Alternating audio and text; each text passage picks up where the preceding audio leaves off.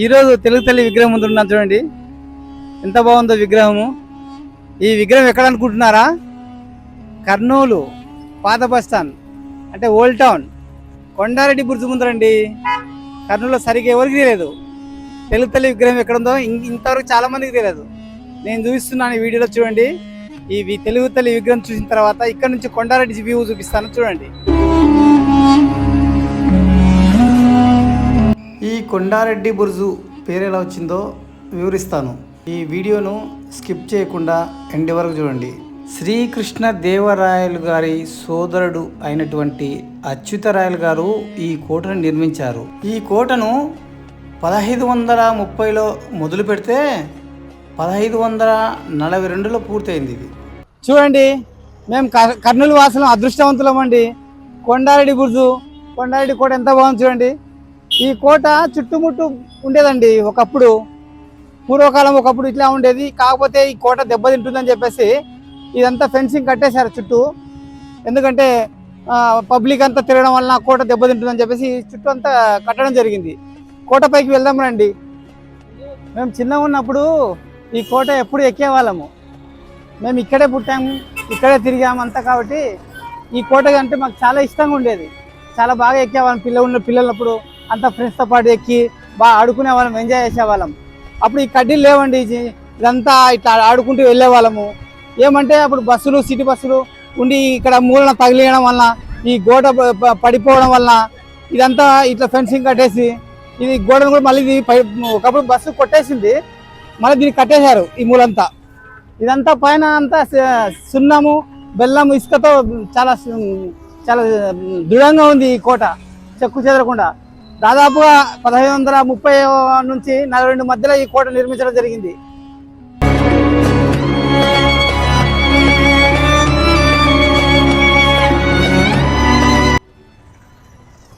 ఇక్కడ కోట ముందు భాగం చూసాం కదా, ఇది వెనక సైడ్. ఇది కర్నూలుకి ఒకప్పుడు ఇది కర్నూలు ఓల్డ్ టౌన్ అంతా. ఇది కర్నూలుకి ముందు భాగం అయిపోయింది. ఇప్పుడేమో కర్నూలుకి ఇది వెనక భాగం అవుతుంది, అది ముందు భాగం అవుతుంది.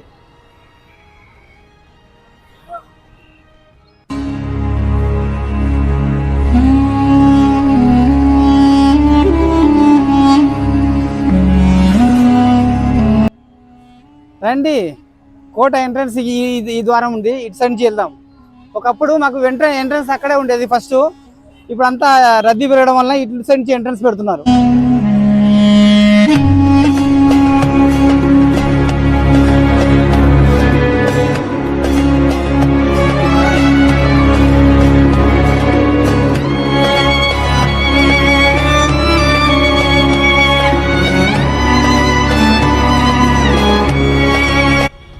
గార్డెన్ చాలా బాగుంది.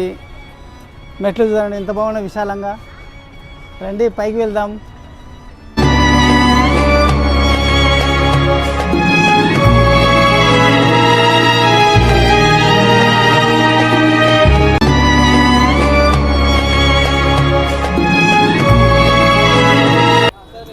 ఇవి ఒక 5 గదులు ఉన్నాయి ఇట్లా చిన్న చిన్నవి. ఈ సైనికులు ఇంతకుముందు రాజుల కాలంలో సైనికులు ఉండడానికి 5 గదులు నిర్మించారు ఇవి. ఇక్కడ రండి, ఇక్కడ చూపిస్తాను. మేము చిన్నగా ఉన్నప్పుడు ఈ గేటు ఓపెన్గా ఉండేది. ఈ గేట్ తెరుచుకొని కిందికి కొంత దూరం నడిచేవాళ్ళము. కొద్దిగా ఏమంటే భయం వేసేది కొంత లోపల పోవాలంటే. ఇది వచ్చేసి ఇక్కడ నుంచి అండర్గ్రౌండ్లో తుంగభద్ర నది కింద పడి అల్లంపూర్ వరకు ఉండేది ఇది. అంతేకాదు గద్వాల వరకు కూడా చరిత్ర చెప్తుంది. ఇంతవరకు నాకు ఊహ తెలిసినప్పటి నుంచి ఎవరు పోయింది లేదు. అందుకే ఇప్పుడు గేట్ కూడా మార్చేశారు, కొత్త గేట్ వేశారు. అంతకుముందు పాత గేట్ ఉంది ఇక్కడ.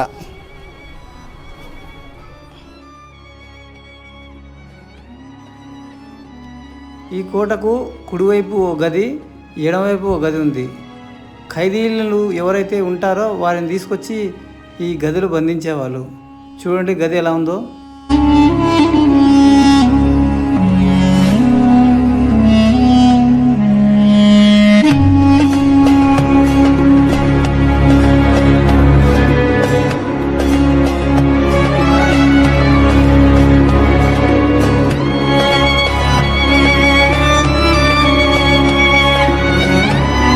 గోల్కొండ నవాబులు ఈ కోటలో కొండారెడ్డిని బంధించారు.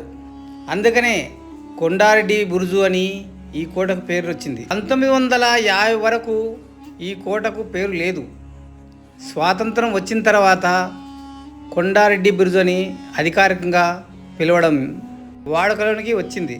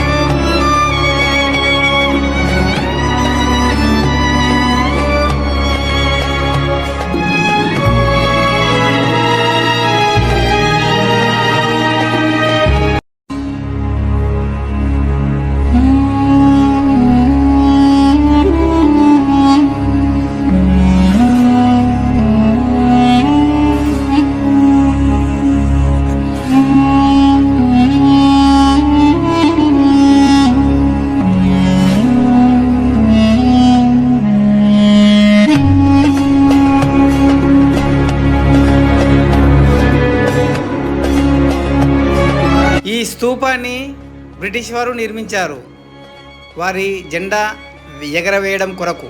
ఈ కోటపై నుండి చూస్తే కర్నూలు నగరం ఎంత అందంగా కనపడుతుందో చూడండి.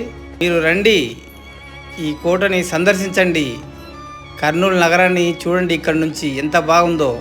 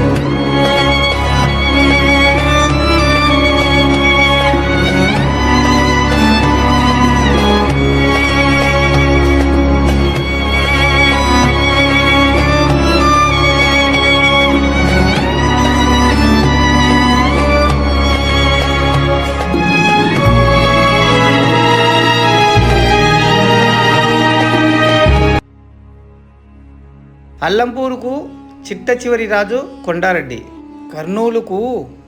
కర్నూలు అనే పేరు ఎలా వచ్చింది అంటే, కర్నూలు నుండి అల్లంపూరుకు ఎద్దుల బండ్లు వెళ్ళే సమయంలో బండ్ల మెట్ట దగ్గర నిలబడి బండ్ల చక్రాలకు కందెన పూసేవారు. అలాగా కర్నూలుని కందెనవోలు అని పిలవడం మొదలుపెట్టారు. అది క్రమేపీ కర్నూలుగా మారడానికి కారణం ఈ బ్రిటిష్ పరిపాలనలో కందెనవోలు అనే పదాన్ని వారికి పిలవడానికి రాక కర్నూలు అని పిలవడం మొదలుపెట్టారు.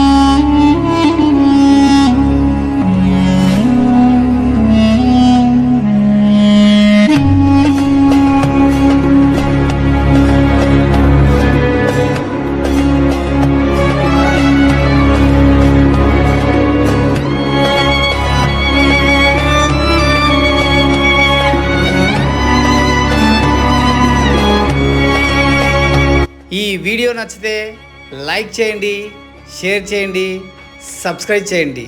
Thank you.